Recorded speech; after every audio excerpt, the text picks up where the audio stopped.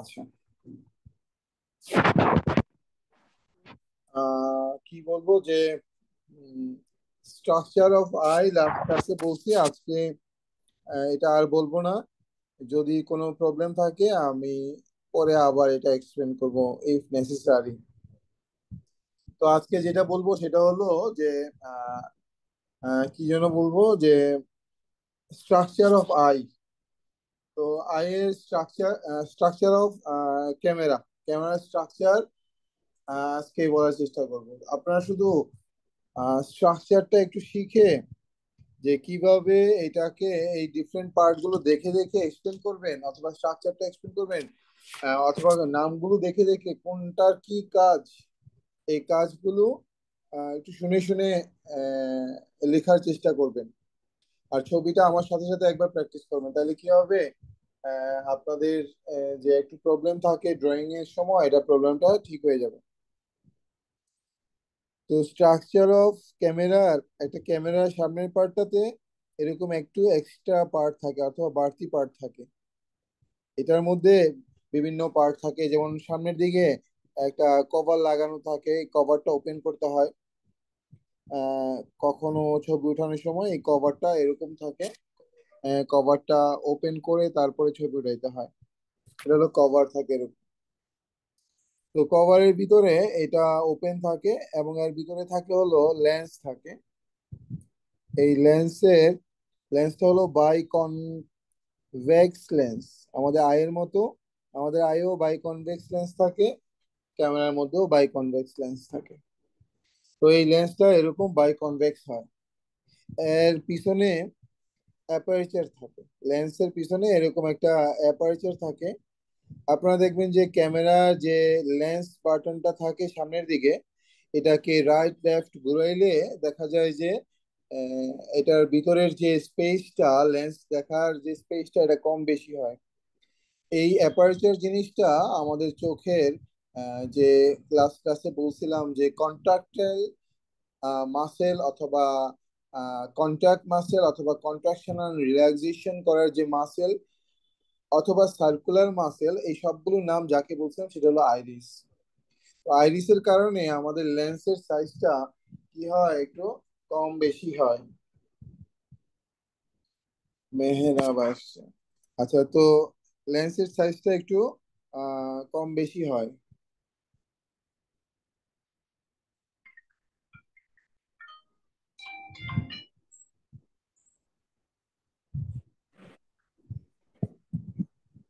Sir আসসালামু আলাইকুম।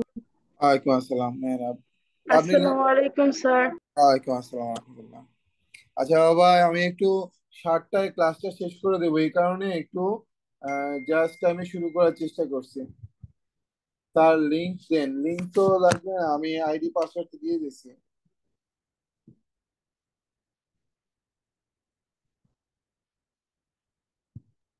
আদিত্য। আচ্ছা, তো এই যে একটু আপনাদের লেট করে ঢোকার কারণে একটু সমস্যা হয় যে ক্লাসের টাইমে প্রপারলি এডমিটেড হইতে পারেন না। আচ্ছা, একটা কাজ করি, আপনাদের মাইকটা অনেকে ভুল করে খুলে রাখেন। যদি এরকম থাকে আমি একেবারে অফ করে দিব আর কি সবার মাইকটা। তো এই কারণে আপনারা যদি মাঝে মধ্যে কথা বলা লাগে, এই কারণে আমি অফ করতেছি না। তা আপনারা মাইকটা খোলা রাখেন না। ভুল ভুল করে যদি কেউ খোলা রাখেন, আমি সবারটা কিন্তু অফ করে ফেলবো, এই কারণে একটু ওকে স্যার। চেষ্টা করেন একটু বন্ধ রাখতে। আচ্ছা ভাইদের, এবার হলো কন্ট্রাক্টাইল মাসেলটা কার মতো, এখানে অ্যাপারচারের মতো কাজ করে। এই অ্যাপারচারটা কখনো কখনো এরকম হয়, এর মধ্যে এরকম দাগ দেওয়া থাকে। এই অ্যাপারচারটা কখনো ছোট হয় কখনো বড় হয়, এইভাবে এনলার্জ হয়, অথবা এটার স্পেসটা কমতে থাকে। এই যে কমে বাড়ে এই জিনিসটাকে কন্ট্রোল করে, যে সেটাকে অ্যাপারচার বলছি আমরা এখানে। আচ্ছা ভাই, তো ওই অ্যাপারচার পরে আমি আগে পুরো পার্টটা এঁকে নিই, তারপর সবগুলোর নাম একটা একটা করে এক্সপ্লেন করবো। তো এরপরে একটা ক্যামেরার বডি পার্টটা থাকে, এটা হলো ক্যামেরার বডি পার্ট। আমি একটু বড় করে আঁকি যাতে করে সবগুলো পার্ট আপনাদেরকে একটু দেখানো যায়, এই কারণে একটু বড় করে আঁকবো। আপনারা একটু ছোট আঁকলেও সমস্যা হবে না, কারণ আমি দেখানোর জন্য শুধু একটু বড় করে আঁকতেছি। তো ক্যামেরা এটা বডি পার্ট বললাম, যে এই বডি পার্টের মধ্যে বিভিন্ন পার্ট গুলো থাকে। যেমন উপরের দিকে একটা বাটন থাকে, যে বাটনটার নাম হলো শাটার বাটন, যেটাকে আমরা ক্লিক করে করে ছবিগুলো একটার পর একটা উঠাইতে থাকি, অথবা একটার পর একটা উঠাই, অথবা একটা উঠানোর পরে যে নেগেটিভটা থাকে অথবা ফিল্মটা থাকে ভিতরে, এটা যাতে করে অ্যাডভান্স করতে পারি, এই কারণে একটা বাটন থাকে, এই বাটনটার নাম হলো শার্টার বাটন। তো শেপ ডাজেন্ট ম্যাটার, যে কোনো শেপ আপনি নিজের মতো করে বানাইতে পারবেন শাটার বাটনের জন্য। কোনো কোনো ক্যামেরার উপরের দিকে একটা টিপ দেওয়ার বাটন থাকে, টিপ কলমের মতো, কোনো কোনোটার মতো এরকম একটা ঘুরে ঘুরে সামনের দিকে রিমটাকে, ভিতরে রিমটাকে টানতে হয়। তো এই বাটনটা হলো শাটার বাটন। আর এর নিচে এরকম একটা সার্কুলার পাথ থাকে, দুই পাশে এরকম দুইটা সার্কুলার পাথ থাকে। এই দুইটা সার্কুলার পাথের মধ্যে ফিল্মটা কানেক্টেড করা থাকে। ফিল্ম, অথবা আপনারা যেটা নেগেটিভ নামে চিনেন, একটা ফিল্ম এরকম কানেক্টেড থাকে। আচ্ছা, নামগুলো সাথে সাথে একটু লিখি, তাইলে মনে থাকবে হয়তো বা। এটাকে বলছি SHUTTE, এর শার্টার বাটন, শার্টার বাটন। আচ্ছা, এর পিছনে এটার নাম লিখছি হলো ফিল্ম, ফিল্ম বলছি। ফিল্মের মধ্যে ছবিগুলো আসে একটা একটা করে টানা হয়। আচ্ছা, ফিল্মের ছাড়া আর যেই নামগুলো বলবো সেটার নাম আমরা চারদিকে একটু লেখার চেষ্টা করি। এটাকে বলছি অ্যাপারচার, অ্যাপারচার। আর এর মাঝখান দিয়ে যেটা যায় সেটাকে আমরা বলছি লেন্স। আমরা সাইড দিয়ে এই নামটা লিখি, এটার নাম বলছি হলো লেন্স। এই লেন্সটার নাম হলো বাইকনভেক্স। আমরা লিখবো হলো বাই কনভেক্স লেন্স। কনভেক্স হলে একরকম কাজ করবে, আর বাই কনভেক্স হলে আরেক রকম কাজ করবে। আমরা কনভেক্স লেন্স গতকাল ওই কি যেন বলে, ম্যাগনিফাইং গ্লাসের কথা এক্সপ্লেন করছি। আজকে বাই কনকেভের কথা বলবো। আচ্ছা, তারপরে হলো লেন্স থাকে এবং ওপেনিং পার্ট থাকে। এবার আসি হলো একটা, যে কোনো একটা অবজেক্টকে আমরা দেখতে চাই, এই ফিল্ম দিয়ে কেমনে দেখবে, এই ক্যামেরা দিয়ে কেমনে চেক করবে। মনে করেন যে যে কোনো একটা মানুষের কথা বলি, এরকম একটা মানুষ, তার হেড, এই বডি পার্ট এবং লেগ, এই পার্ট গুলো আমরা দেখতে পাচ্ছি একটা বডি। তো যখন আমরা কোনো কিছু দেখতে চাই, আমাদের চোখে অথবা আমাদের চোখের সাথে ক্যামেরার মিল আছে, তখন কি করে এই লাইট রেটা, পুরো বডির বিভিন্ন পার্টিকেলের লাইট রেটা কিসের মধ্যে আসে, এই লেন্সের মধ্যে আসে।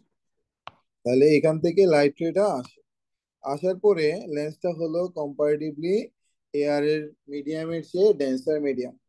তো ডেন্সার মিডিয়াম হওয়ার কারণে এবং বাইকনভেক্স হওয়ার কারণে কি কি করে এরা এরকম টুয়ার্ডস নর্মালের দিকে চলে যায়।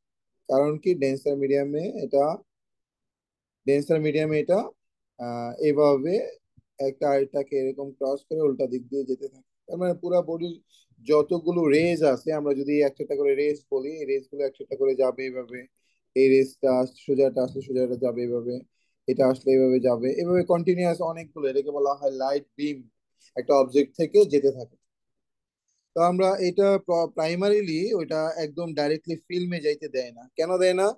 এটার সামনে একটা শাটার লাগানো থাকে, এটাকে বলছি আমরা শাটার। আমরা প্রাইমারিলি এই লাইট রেটা ফিল্মের মধ্যে যাইতে দিব না।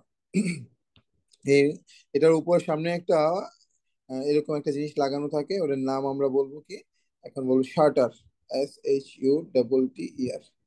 এরকম একটা শাটার লাগানো থাকে। তো শাটারটা কেন লাগানো থাকে, কারণ হলো যখন আমরা একটা ছবি উঠাই, আপনারা যখন ছবি উঠান, ক্যামেরা দিয়ে দেখে ডাইরেক্টলি ছবিটা উঠাই ফেলেন। দেখার পরে যখন দেখেন যে না, অ্যাডজাস্ট হয়েছে, ক্যামেরাম্যানরা তখন বলে যে স্মাইল প্লিজ, অথবা স্মাইল বলে, আহ, এরকম বললে তখন স্মাইল দিয়ে তখন শাটার বাটনের মধ্যে ক্লিক করে, তখন ছবিটা ওঠে। যখন শাটার বাটনের মধ্যে ক্লিক করে তখন শাটারটা উপরের দিকে উঠে যায়, তখন লাইট রেটা পাস হয়ে ফিল্মের মধ্যে যায়। তো ফিল্মের মধ্যে যখন যায়, আপনারা এইভাবে দেখবেন যে এর অবজেক্টটা এইভাবে কি হয়, রিভার্স কন্ডিশনে চলে যায়। তাহলে কি হলো, এখানে এর দুইটা পার্ট দুই দিকে চলে যায়। তাহলে আমরা এইদিকে দেখতে পাবো হলো তার মাথার পার্ট এবং নিচের দিকে উল্টা দিকে দেখতে পাবো হলো তার পায়ের পার্ট। অ্যাকচুয়ালি ছবিটা এটাকে আমরা বলবো ইমেজ আর কি। তো ইমেজটা এমন হয় কেন, এটা আসলে লেন্সের কারণে হয়, বাইকনভেক্স লেন্সের কারণে এরকমটা হয়ে থাকে।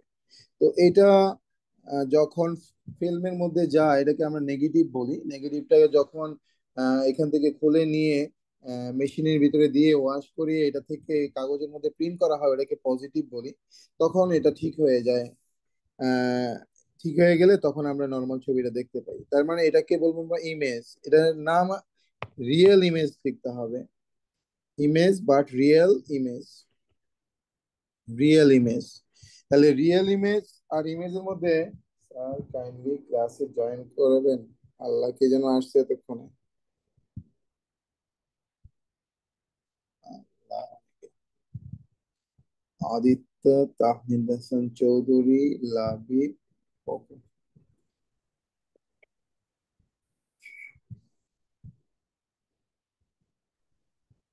শুনেন আপনারা, অনেক ডিলে করে আসেন ক্লাসের মধ্যে। তো ডিলে করে আসার কারণে আমি সবাইকে বলছি অনেকের ক্লাস আছে 7টায়, অথবা অনেকের বাসায় কোরআন পড়ে। এই কারণে 7টা 5-এ আজকের ক্লাসটা শেষ করে দিব। তো টাইমটা অ্যাডজাস্ট করতে অ্যাডজাস্ট হয় না আর কি প্রপারলি। অনেকে আবার টাইমটা পিছানোর কথা বলছিলেন, যেমন তালহা বলছিলেন। আমি সবাইকে বলার কারণে এই টাইমগুলো পিছাইতে পারিনি। তো বাই দ্য ওয়ে আপনারা একটু আহ একটু খেয়াল রাখেন আর কি কথাগুলো, তাইলে হবে। আমি একটু দ্রুত শেষ করানোর চেষ্টা করব। তো বাই কনভেক্স লেন্স এবং রিয়েল ইমেজ, ইমেজটা তৈরি হচ্ছে রিয়েল ইমেজ। তো ইমেজ দুই রকমের আপনারা দেখতে পাইছেন।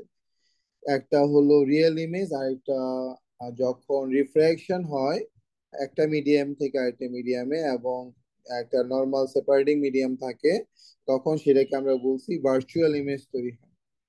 তো এখানে রিয়েল ইমেজ তৈরি হয়েছে। এবার আরেকটা জিনিস আপনাদেরকে একটু বলি যে মাঝখানে যে লেন্স আছে, তো লেন্স থেকে এবং ফিল পর্যন্ত একটু জায়গার মধ্যে কি হয়ে থাকে, তার লাইট রে গুলো পাস হয়ে থাকে, অথবা একটুকে জায়গার মধ্যে ছবিটা ওঠানোর জন্য দরকার হয়।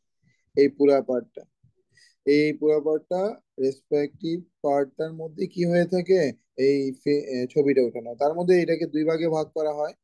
এর মাঝখানের পার্টটা হলো লেন্স পার্ট, এবং আরেকটা হলো ফিল্ম পার্ট। তো এখন যদি আমরা লেন্স পার্টটাকে একটু সেপারেট করে দিই, লেন্স পার্টটা থেকে এটা সেপারেট করে দিই, তাহলে এখানে দুইটা পার্ট পাবেন। একটাকে বলছি আমরা object distance, O B J E C T, object distance. আমরা এটার নাম যে কোনো একটা দিতে পারি, যেমন বইয়ে এস দেওয়া আছে, আপনি পি দিলেন সমস্যা নেই, আপনি কিউ দিলেন সমস্যা নেই, বলে এটা পি দিলাম এস ফর এক্সাম্পল। আরেকটা হলো ইমেজ ডিস্টেন্স বলা হয়।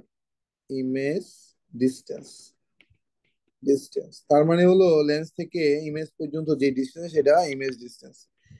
তাইলে এখানে ইমেজ ডিস্টেন্সের মধ্যে ইমেজ ডিস্টেন্সের মধ্যে তাইলে আমরা এটার নাম বললাম কি, পি প্রাইম বললাম, বুঝাইলাম যে এই ইমেজ এই রেটাই বাইরে থেকে ইন করছে। যখন ইমেজ এরকম ইমেজ ডিস্টেন্সটা, এখানে ইমেজটা যেখানে তৈরি হয়েছে লেন্স থেকে বাকি পার্টটাকে বলছি ইমেজ ডিস্টেন্স। আর এই দুইটা ডিস্টেন্সকে এইভাবে সেপারেট করে এমনি দেখালাম। তো বাই দ্য ওয়ে, এই সবগুলো পার্ট মিলে হলো এইটাকে বলা হয় কনস্ট্রাকশন অফ ক্যামেরা। তাহলে এই কাজটা কি, আমি একটা একটা করে বলি। লেন্সের কাজ হলো ট্রান্সফার করা কোনটা, অবজেক্টের লাইটটা কোথায় ট্রান্সফার করা, ফিল্মে। আর শাটারের কাজ কি, অ্যাডজাস্টমেন্ট, লাইট অ্যাডজাস্টমেন্ট করে, পিকচারের শার্পনেস অ্যাডজাস্টমেন্ট করে, ক্লিয়ার ভিজিবিলিটি অ্যাডজাস্টমেন্ট করে। যখন অ্যাডজাস্টমেন্ট করে তখন শাটার বাটন যখন ক্লিক করা হয়, তখন এই শাটারটা উপর দিকে উঠে যায়। তখন লাইট রেটা ডাইরেক্টলি চলে যায় কোথায়, এই ফিল্মের মধ্যে চলে যায়। চলে গেলে তখন এর উপরে একটা ইমেজ তৈরি হয়। এই ইমেজটা যখন হয়ে যায় তখন আমরা শাটার বাটন ক্লিক করে পরের পার্টটাকে আবার সামনের দিকে আনি, এনে এটা এদিকে চলে যায়। এভাবে পুরো ফিল্মটা যখন শেষ হয় আমরা বের করে নিয়ে যে এটাকে আমরা বাকি যে সেকেন্ডারি কাজগুলো ডেভেলপমেন্ট করার জন্য, ছবি উঠানোর জন্য বাকি কাজটা করানো হয়। তাহলে এখান থেকে লাইট এটা যে কিভাবে যায় এটাই জাস্ট এক্সপ্লেন করছে এই পার্টগুলোর মধ্যে।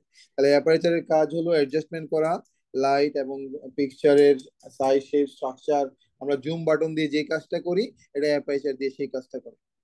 আর আরেকটা হলো লেন্সের কাজ কি, লেন্সের কাজ হলো এক্সাক্ট পিকচারের এক্সাক্ট লোকেশন থেকে একটা স্পেসিফিক ডিস্টেন্স থেকে অ্যাডজাস্ট করে কিসের মধ্যে নিয়ে আসা, ফিল্মের মধ্যে নিয়ে আসা। আর ফিল্মের কাজ কি, স্টোর করা ইমেজ গুলো। শাটারের কাজ কি, অ্যাডজাস্টমেন্টে হেল্প করা। তো শাটার বাটনের কাজ কি, আফটার অ্যাডজাস্টমেন্ট এটাকে ক্লিক করা, ক্লিক করে ফরওয়ার্ড করা। এই তো এই পার্ট গুলো স্যার বলেন। স্যার অ্যাপারেচার আর আইরিসের কাজ কি same? Same, yes you are right. তাহলে অ্যাপারেচার আর আইরিস দুইটা একইভাবে কাজ করে। তাহলে আপনার এই ছবিটা একে, এর নিচে ফিগারের নামটা লিখবেন, FIGUR, figure, structure of A camera, structure of A camera.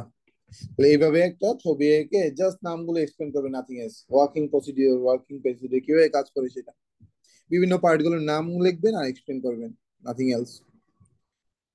তো এই চ্যাপ্টারে আমি এক্সারসাইজের ক্রিয়েটিভ কোশ্চেন গুলো একবার একটু বলে নেক্সট চ্যাপ্টারে যাবো আর কি আজকে।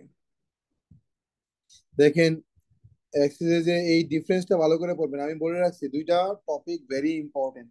কোন দুইটা টপিক, একটা হলো স্ট্রাকচার অফ আই আর একটা হলো স্ট্রাকচার অফ ক্যামেরা। তো এই দুইটা যখন পড়বেন তার ডিফারেন্স গুলো আপনারা ছবি থেকেই পাবেন, পিকচার থেকেই পাবেন কোনটা কি কাজ করে থাকে। আপনারা এটা মুখস্থ না করলেও ওটা লিখতে পারবেন। তারপরে একবার এই ডিফারেন্সটা একবার একটু পড়েন। এবার আসি হলো এক্সারসাইজ ক্রিয়েটিভ কোশ্চেন। আমি একবার মুখে মুখে বলি, আপনারা একটু শুনেন। সবার আগে, what is reflection of light, definition according to your text book. First সেন্টেন্সটা হলো ডেফিনেশন এখানে এই এই কোশ্চেনটার জন্য। এই চ্যাপ্টারের যে প্রথম সেন্টেন্সটা, এই সেন্টেন্সটাই হলো এটার অ্যান্সার। এবার B number, what is the cause of change in the direction of light. তো কি কারণে চেঞ্জ হয়, আপনারা চারটা রিজন জানেন, যে absorption of light, obstruction of light, তারপরে হলো অবস্ট্রাকশন, অ্যাবজর্পশন অফ লাইট, তারপরে আর কি কি যেন চারটা আছে, লাইট বিকাম উইকার, তারপরে হলো আরেকটা কি, স্যার আহ, মলিকিউলস বেশি। হ্যাঁ হ্যাঁ, density of molecule is higher. For this reason direction of the change in the direction of the light, লাইটের ডাইরেকশনটা চেঞ্জ হয়। তো এই চারটা রিজন পয়েন্ট আউট করে, direction of the light changes for the following reasons, এইভাবে লিখে একটা রিজন হেডলাইন দিয়ে চারটা রিজন লিখবেন। হোয়াই দিয়ে কোশ্চেন করছে একটা, why Anis fell in the pond, পন্ডের মধ্যে সে এরকম ফিল করলো কেন।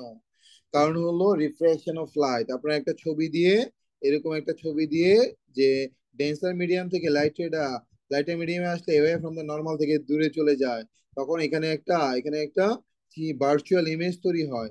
এই ভার্চুয়াল ইমেজটা দেখে মিস্টার আনিস পুকুরের মধ্যে নামতেছিল, তখন দেখলো যে যেখানে ভার্চুয়াল ইমেজ সেখানে পা ফেলার কারণে সে পড়ে গেছে। তো কেন পড়ছে, because of reflection of light, light passes from denser medium to the lighter medium. এরকম একটা ছবি দিয়ে এক্সপ্লেন করবেন অ্যাকর্ডিং টু টেক্সট বুক। তো কেন পড়ছে, because of reflection of light, এটা এক্সপ্লেন করবেন, ছবি দিতে হবে, it compulsory. What type of ট্রিকের কথা বলছে, মাছ ধরার কথা বলছে। Trick makes Anis brother successful in hunting the fish, according to textbook. আপনাদের বইয়ে মাছ ধরার যে একটা ছবি আছে, আমি অলসো ওয়েটিং রুম, বাবা এখনো এখন আসছে কে, এ বাবা, ইসমাম, ফিদা, আরিয়ান, তালহা, নিলয়, আপনাদের নামাজ পড়ার জন্য আমি 7:05 ছেড়ে দিব ভাবছিলাম। তো এই কারণে এক্সাক্ট 6:30 স্টার্ট করছি। তো আপনারা যে এত লেট করবেন এটা আমার আইডিয়া ছিল না, কারণ জুম ক্লাসে অনেক স্টুডেন্টরা একটু লেট করে ইন করে। আচ্ছা, যেটা বলতে চাচ্ছিলাম সেটা হলো, তাহলে কি করবেন, এই আপনাদের বইয়ে যে হান্টিং অফ হান্টিং দ্য ফিশ একটা ছবি দেওয়া আছে, এটা দিয়ে এক্সপ্লেন করবেন যে কিভাবে করতে হবে। অ্যাকচুয়ালি মাছটা যেখানে দেখতে পাবে সেখানে কিন্তু এক্সাক্ট লোকেশনে ওই ফিশটা থাকবে না। কেন থাকবে না, যেই ফিশটা দেখা যাচ্ছে পানির নিচে, সেটা অ্যাকচুয়ালি ভার্চুয়াল ইমেজটা দেখা যাচ্ছে। অ্যাকচুয়ালি অথবা রিয়েল অবজেক্টটা পাবে কোথায়, ভার্চুয়াল ইমেজ থেকে একটু নিচে দেখতে পাবে। এই কারণে সে যদি এই ট্রিকটা অ্যাপ্লাই করে, যে যেখানে রিয়েল ইমেজটা থাকে এর নিচে হলো অরিজিনাল অবজেক্টটা থাকে, তখন তার মাস স্বীকার করাটা ইজি হবে। এই জিনিসটা এক্সপ্লেন করতে হবে আপনাদের বইয়ে ওই ছবিটা দিয়ে।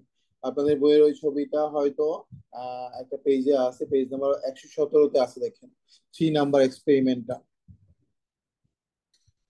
2 এর এ দেখেন, what is total internal reflection, definition always according to your text book.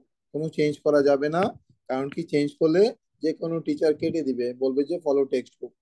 এই কারণে 1 নাম্বার কোশ্চেনটা ডাইরেক্টলি মেমোরাইজ করবেন, বাকিগুলো মেমোরাইজ না করলে হবে। What is mean by optical fibre, explain করবেন অপটিক্যাল ফাইবার, এবং দুইটা এক্সাম্পল দেওয়া আছে আপনাদের বইয়ে, টেলিকমিউনিকেশন আর এটা হলো মেডিকেল পারপাস ইউজ। এই দুইটা ইউজেস দিয়ে দিবেন। আগে অপটিক্যাল ফাইবার লিখে, explain critical angle in the image, ইমেজের মধ্যে ক্রিটিক্যাল অ্যাঙ্গেল কোনটা, কিউ ও এন প্রাইম, এটা হলো ক্রিটিক্যাল অ্যাঙ্গেল। কেন কিউ এন প্রাইমের জন্য, এন ও কিউ প্রাইম একটা 90 ডিগ্রি অ্যাঙ্গেল ফর্ম করছে। তাহলে আপনারা ক্রিটিক্যাল অ্যাঙ্গেল এক্সপ্লেন করবেন এই ছবিটা দিয়ে। তাহলে এই ছবির মধ্যে কোনটা ক্রিটিক্যাল অ্যাঙ্গেল হবে, Q O N prime critical angle. কেন ক্রিটিক্যাল অ্যাঙ্গেল এটা এক্সপ্লেন করবেন ছবিটা দেখে দেখে। তো ছবিটা দেওয়া এখানেও ম্যান্ডেটরি, দিতেই হবে ছবিটা। এক্সপ্লেন দ্য পাথ অফ রে আর ও, এটা হলো আর ও, এই আর ওটা মোর দেন ক্রিটিক্যাল অ্যাঙ্গেল ফর্ম করছে, আর ও এন প্রাইম মোর দেন ক্রিটিক্যাল অ্যাঙ্গেল ফর্ম করছে। তাহলে কি হবে, টোটাল ইন্টারনাল রিফ্লেকশন হবে। এই লাইনটা আপনাদেরকে নিজেদেরকে দিতে হবে, দিয়ে আর প্রাইম লিখতে হবে, তারপরে টোটাল ইন্টারনাল রিফ্লেকশনটা এক্সপ্লেন করতে হবে। তাহলে সবার আগে ইন্ট্রোডাক্টরি কথাটা লিখবেন যে আর ও, the path of RO with diagram. The RO is an incidence ray in the denser medium. It can produce total internal reflection. We can explain it by the following explanation. তারপরে ছবিটা দিয়ে total internal reflection একটা headline দিয়ে total জিনিসটা explain করে দিবেন, যে কিভাবে টোটাল ইন্টারনাল রিফ্লেকশন হয়েছে, মোর দেন ক্রিটিক্যাল অ্যাঙ্গেল হয়েছে। এখানে 3টা অ্যাঙ্গেলকে এক্সপ্লেন করতে হবে। আশা করি একটা আইডিয়া পাইছেন। তারপরে কোনো কিছু না বুঝলে আমাকে পরে ইনফর্ম করেন। আপনাদের যে চ্যাপ্টারটা আমি পড়াবো না বলছিলাম, আমি একটু আইডিয়া দিই ওই চ্যাপ্টারটাতে, সেটা হলো environment and ecosystem. Environment and ecosystem বোঝার জন্য আমি কয়েকটা টপিক একটু সকালে এক্সপ্লেন করছিলাম, এখনো একটু একই জিনিসটা আরেকবার একটু এক্সপ্লেন করার চেষ্টা করি, একটু দেখেন। তো কম্পোনেন্টস অফ ইকোসিস্টেম বলা হয়, অথবা আমরা শুধু ইকোসিস্টেম লিখলাম, eco S O S system. এটা চ্যাপ্টার 14 এর একটু সামারাইজ আর। ইকোসিস্টেম, কনস্টিটিউয়েন্টস অফ ইকোসিস্টেম অথবা components of ecosystem. Actually components of ecosystem হলো দুইটা, একটা নাম হলো abiotic components of a abiotic components of ecosystem, আরেকটাকে বলা হয় বায়োটিক কম্পোনেন্টস অফ ইকোসিস্টেম। আরেকটা জেনারেলি লোয়ার ছোট ক্লাসগুলোতে আছে, বড় ক্লাসে সবসময় দেয় না, সেটাকে নাম হলো physical components of ecosystem. Physical components of ecosystem, এই তিন ধরনের ইকোসিস্টেম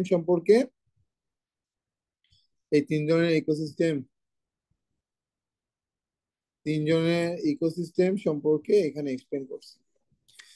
তো আমি ফিজিক্যাল গুলোর নাম আমি বলে দেই, এগুলো অ্যাকচুয়ালি ইনঅর্গানিক ইকোসিস্টেম অথবা এবায়োটিক ইকোসিস্টেমও বলা যায়।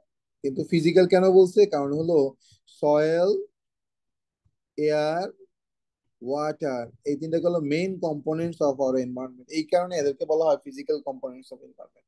তাহলে আপনারা এদেরকে ইনঅর্গানিক কম্পোনেন্টসও কি যেন বলে, অ্যাবায়োটিক কম্পোনেন্টস অফ এনভায়রনমেন্ট বলতে পারেন। অ্যাবায়োটিক মানে হলো নন লিভিং, বায়োটিক মানে হলো লিভিং কম্পোনেন্টস অফ ইকোসিস্টেম। এবার আসে হলো অ্যাবায়োটিক কম্পোনেন্টস অফ ইকোসিস্টেম কারা। Abiotic components of ecosystem generally একটাকে বলা হয় অর্গানিক কম্পোনেন্টস অফ ইকোসিস্টেম, আর এটা হলো organic components of ecosystem. Organic components of ecosystem কারা, একটা এক্সাম্পল বলি দেখেন, যেমন হিউমাস, HUMUS, হিউমাস এই যে একটা কম্পোনেন্ট, কি যে বলা, অর্গানিক কম্পোনেন্টস অফ ইকোসিস্টেম। তো অর্গানিক কম্পোনেন্টস গুলো humus, carbohydrate, protein, fat etcetera, আর organic components of ecosystem. Inorganic হলো different types of mineral salts, আমরা লিখলাম মিনারেল সল্টস। এছাড়া মিনারেল সল্ট যেমন potassium, magnesium, calcium, iron etcetera, এগুলো হইতে পারে। তাছাড়া দেখেন কার্বন ডাই অক্সাইড চিনেন আপনারা, তারপরে carbon monoxide, sulphur die oxide, etcetera etcetera, এগুলো হলো inorganic components of ecosystem. Organic, তো মেইন কম্পোনেন্টস অফ ইকোসিস্টেম হলো বায়োটিক কম্পোনেন্টস অফ ইকোসিস্টেম। তো বায়োটিক কোনটাকে বলি আমরা জেনারেলি? বায়োটিককে আমরা জেনারেলি তিন ভাগে ভাগ করবো। একটাকে বলা হয় প্রোডিউসার, একটাকে, স্যার ইয়ে স্যার, স্যার আমাদের যদি পরীক্ষায় আসে যে কার্বন ডাই অক্সাইড কি, তখন কি স্যার আমরা শুধু ইনঅর্গানিক বলবো নাকি ইনঅর্গানিক ইকোসিস্টেম বলবো? অ্যাকচুয়ালি এগুলো হলো কম্পোনেন্টস অফ ইকোসিস্টেম। এগুলো কি কম্পোনেন্টস, মানে কি ইকোসিস্টেমের ছোট ছোট টুকরা পার্ট দেখে কম্পোনেন্টস বলছে। তাহলে এগুলো বেসিক না, বেসিক কোনটা? এবায়োটিক আর বায়োটিক, এগুলো হলো বেসিক। আর এগুলো হলো example of some organic, inorganic, এগুলো কম্পোনেন্টস অফ ইকোসিস্টেম। আচ্ছা, আহ এবার বায়োটিক কোনগুলোকে বলছি? একটা নাম হলো যেমন producer, biotic component of ecosystem বলা হয় প্রোডিউসার। একটা নাম হলো কনজিউমার, কন কনজিউমার কনজিউমার। আরেকটার নাম হলো ডিকম্পোজার অথবা ট্রান্সফর্মার, ডিকম্পোজার অথবা ট্রান্সফর্মার। ডিকম্পোজারের দুইটা এক্সাম্পল বলি আর প্রোডিউসারের একটা এক্সাম্পল বলি। Example of producer: all plants, plants যারা নিজেদের খাবার নিজেরা তৈরি করতে পারে। অল প্ল্যান্ট যারা নিজের খাবার নিজে they can prepare their own food in presence of sunlight, তাদেরকে বলা হয় প্রোডিউসার। আর ডিকম্পোজার কারা?